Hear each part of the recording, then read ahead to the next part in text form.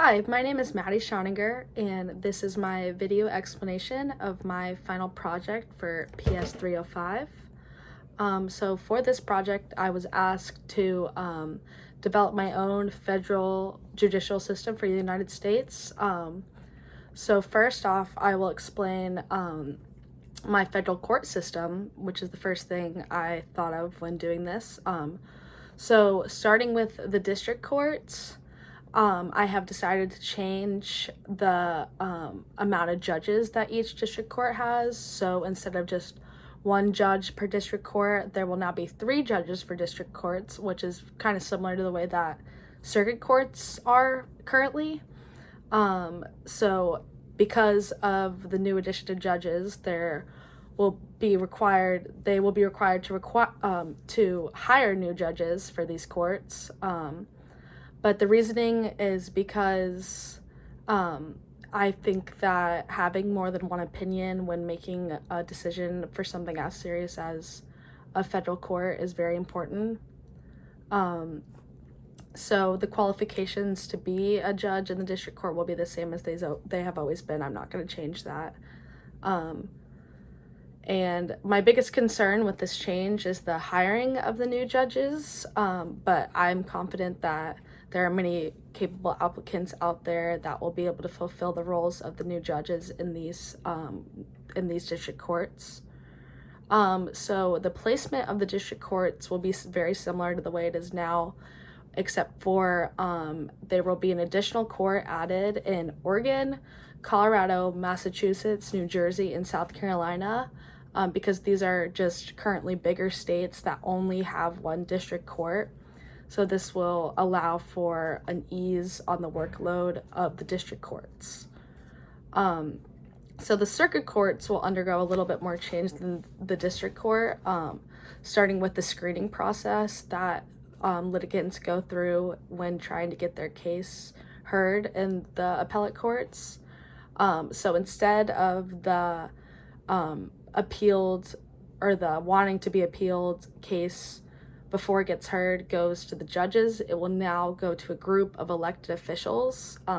So for each circuit court, there will be 25 elected officials, and they will work in groups of 5 in sorting through court cases of who will be heard in the appellate court.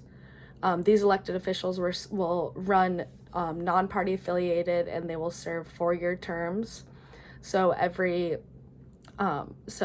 year, 5 or 6 of these officials will be on the ballot for each court district or each circuit court district, so that it's kind of like replenishing and adding new elected officials every few years.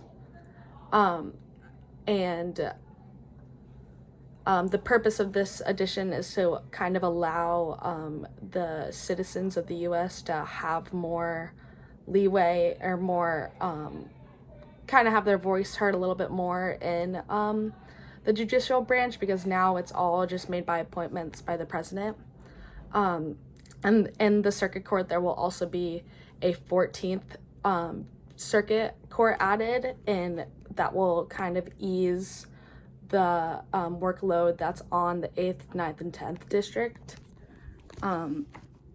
If you look at this, I'm gonna flip my camera. Actually, I can't flip my camera, but sorry. So the new circuit will be have jurisdiction over the state of Washington, Idaho, Montana, North Dakota, South Dakota, and Wyoming. And this will be the 14th district, and it will be located in Montana. The Supreme Court will also experience some new change under this new federal court system. And this is kind of the biggest thing. There will be now 2 Supreme Courts instead of just the one Supreme Court, and they will be known as Supreme Court 1 and Supreme Court 2. And the reasoning behind this is so that the Supreme Court can hear more cases, because from the stats back in 2018, there were 6,442 court cases that were appealed to the Supreme Court, and only 72 of those were heard. So with the addition of a second Supreme Court, it will kind of make it so more cases can be heard. The second Supreme Court will be the exact same as the first one, and they will work out of the same building.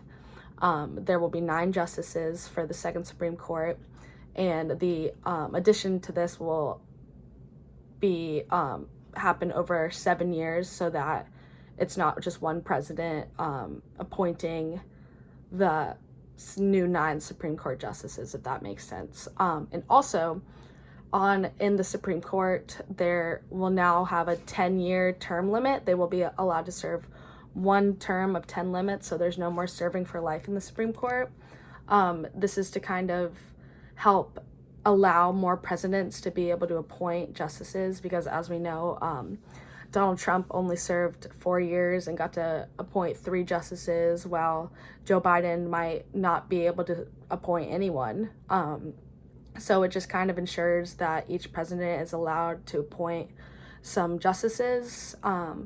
And so these 2 separate Supreme Courts will now have 18 justices, and each court will randomly, or each court case will randomly go to either Supreme Court 1 or Supreme Court 2.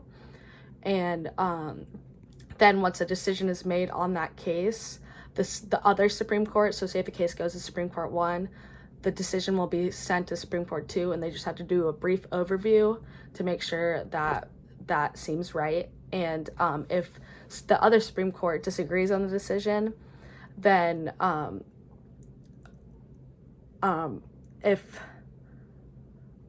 so sorry, I'm going to backtrack on myself. So if this doesn't seem to work out in the next, it'll be allowed to be open for 5 years. And if after 5 years it doesn't seem like it's going well, there will be the addition of a higher Supreme Court, which will have 3 judges. And the purpose of the higher Supreme Court will be to take those cases that Supreme Court 1 and Supreme Court 2 can't agree on. And if they can't agree on them in the higher court will have the final decision and the final jurisdiction.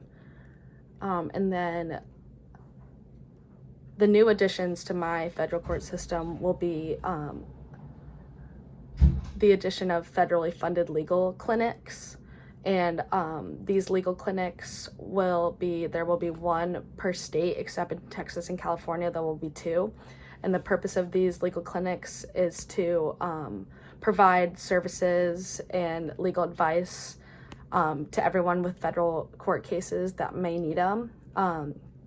And I am adding this to kind of promote equality in people's case work. So yeah, that's it.